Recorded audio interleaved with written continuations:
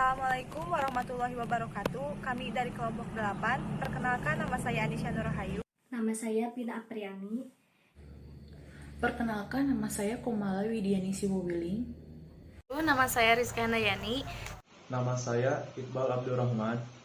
Di sini kami akan menjelaskan tentang sistem pemerintahan daerah. Yang pertama, pengertian sentralisasi. Sentralisasi merupakan sistem manajemen yang memusatkan seluruh wewenang sejumlah kecil manajer atau yang berbeda di posisi puncak di dalam struktur organisasi kepada suatu manajer umum. Artinya, pemerintah pusat ini mempunyai kewenangan untuk mengatur urusan rumah tangga pemerintah daerah, baik itu dalam kewenangan administrasi atau juga kewenangan politik. Lalu ada sistem sentralisasi. Sistem sentralisasi ini banyak diterapkan pada pemerintahan lama di Indonesia, yakni pada masa Orde Baru diantaranya yaitu yang pertama hubungan internasional, yang kedua peradilan, yang ketiga pertahanan dan keamanan, yang keempat moneter, dan yang kelima pemerintahan umum. Tujuan sentralisasi. Penerapan sistem sentralisasi ini mempunyai beberapa tujuan yang ingin dicapai. Di bawah ini merupakan beberapa tujuan sentralisasi diantaranya sebagai berikut. Yang pertama, untuk memudahkan penerapan kebijakan umum dan pelaksanaannya di setiap daerah. Yang kedua, untuk mencegah setiap daerah menjadi terlalu mandiri yang berpotensi pada konflik kepentingan atau bahkan memisahkan diri. Yang terakhir, untuk memudahkan dan mempercepat proses pengambilan keputusan yang secara tidak langsung menunjukkan kepemimpinan yang kuat.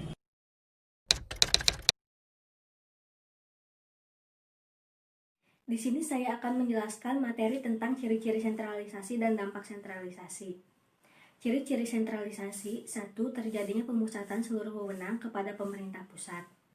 2. Segala sesuatu hal yang berhubungan dengan politik serta administrasi ditangani oleh pemerintah pusat. 3. Proses pengambilan keputusan lebih mudah serta juga cepat karena ditentukan oleh pusat. 4. Kebijakan umum yang diambil juga lebih mudah diimplementasikan terhadap seluruh daerah.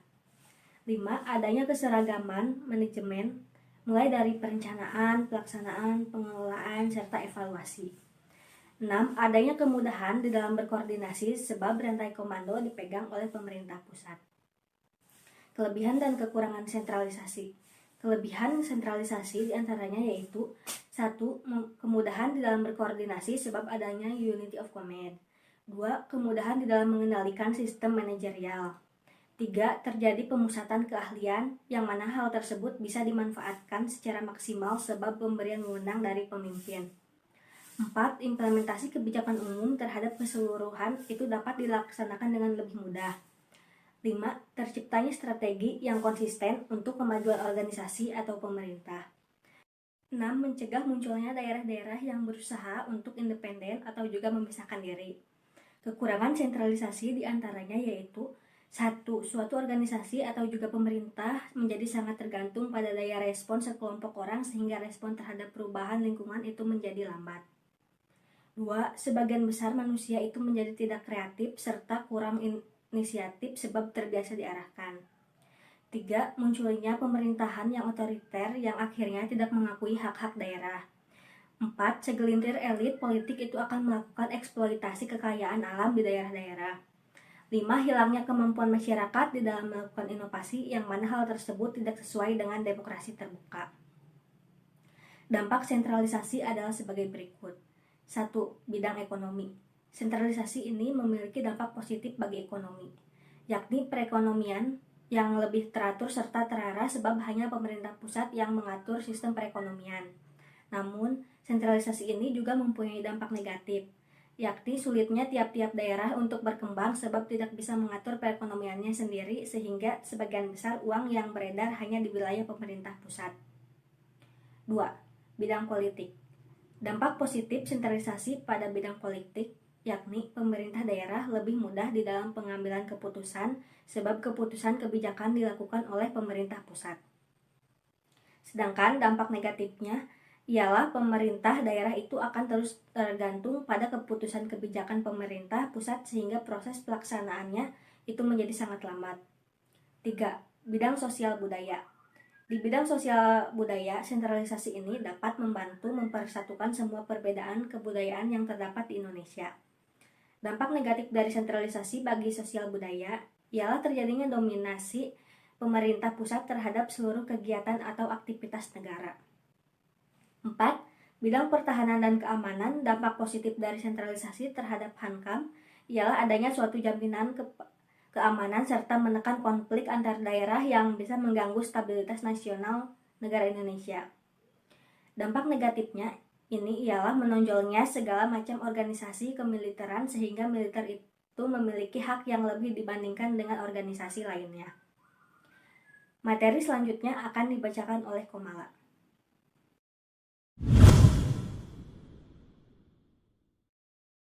Baik, selanjutnya yaitu ada sistem pemerintahan daerah. 1. Pengertian dekonsentrasi merupakan penyerahan atau pelimpahan wewenang dari pemerintah pusat kepada pemerintah daerah yang bertujuan untuk meningkatkan efisiensi serta juga efektivitas penyelenggaraan pemerintah. 2. Tujuan dekonsentrasi. Ada 5 tujuan dekonsentrasi. Yang ke-1, meningkatkan efektivitas dan efisiensi pemerintah. Kedua, pengelolaan pembangunan dan pelayanan umum.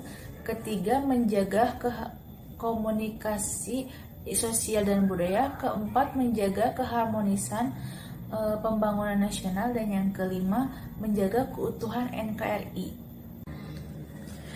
Ciri-ciri dekonsentrasi. 1. Merupakan suatu penyerahan wewenang. Kedua, penyerahan wewenang dilakukan secara vertikal, misalnya presiden kepada gubernur. Ketiga, pihak yang dilimpahi wewenang itu harus berstatus mewakili wewenang sehingga tidak memegang tanggung jawab sendiri.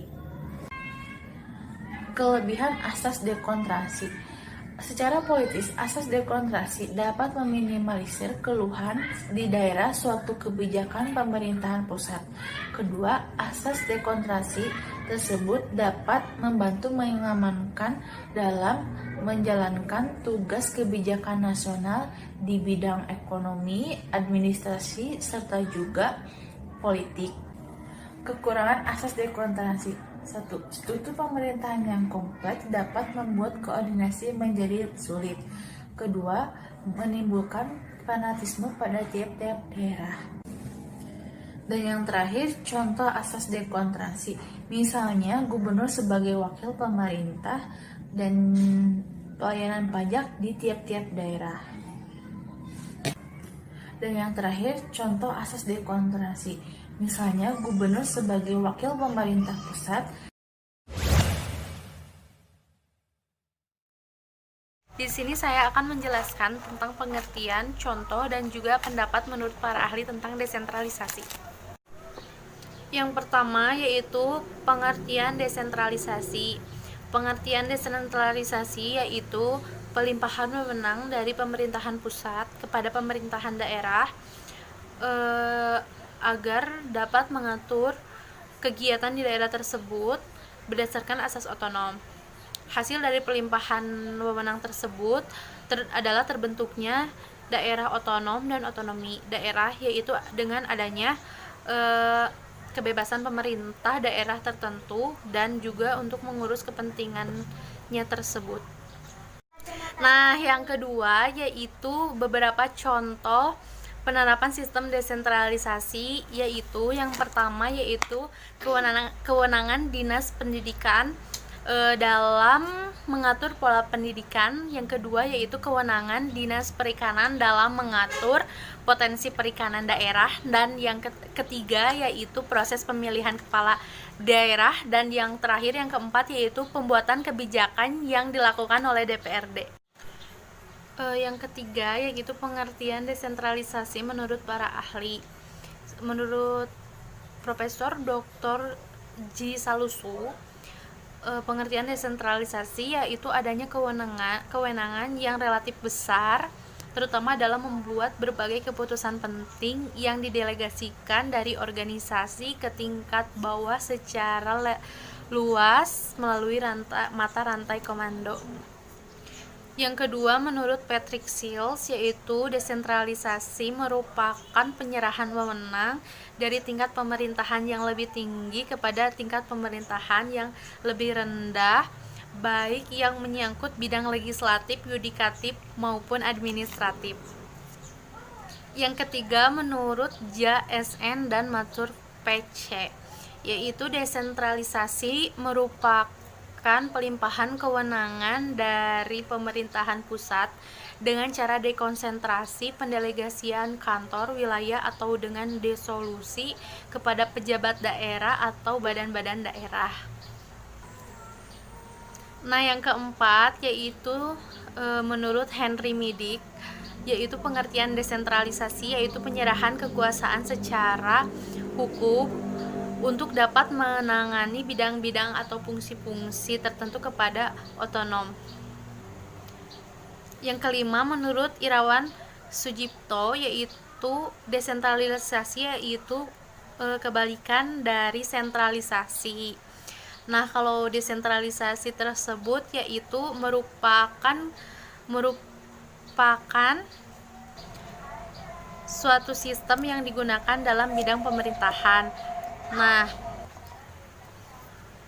yang terakhir menurut Kusuma Atmaja atau Raden Jenderal Hussein, yaitu desentralisasi yaitu mempunyai dua bentuk atau dua macam desentralisasi, yaitu yang ke-1 dekonsentrasi dan yang kedua desentralisasi.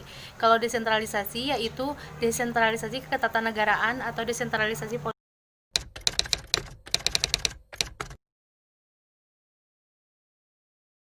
Tujuan desentralisasi: 1. Mencegah pemusatan keuangan. 2. Bentuk demokrasi pemerintah daerah. 3. Perbaikan ekonomi sosial di daerah.